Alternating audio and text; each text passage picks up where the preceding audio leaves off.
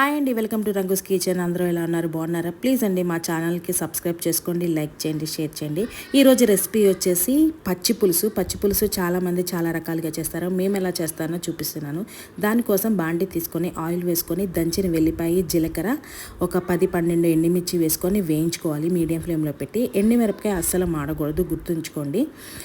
Next వచ్చేసి గుప్పెడు కరివేపాకు, గుప్పెడు ధనియాలు వేసుకొని ఫైనల్గా కాస్త పసుపు వేసుకొని వేయించుకొని పక్కన పెట్టి చల్లార్చుకోవాలి.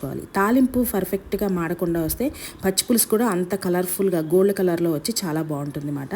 చల్లారిన తర్వాత ఒక గిన్నెలోకి తీసుకొని ఇవన్నీ చేత్తోనే పిసుక్కోవాలండి. కాస్త కల్లుప్పు వేసి చేత్తో క్రష్ చేసుకోవాలి. ఇదంతా కచ్చాబచ్చాగా అవ్వాలి.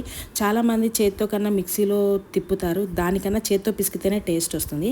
ఆ తర్వాత చింతపండు పులుసు తగినంత వాటర్ పోసుకొని ఉప్పు సరిపోయిందో లేదో చూసి అడ్జస్ట్ చేసుకోండి. కట్ చేసిన ఉల్లిపాయలు కూడా వేస్తే ఫైనల్గా పచ్చి పులుసు రెడీ అయిపోతుంది.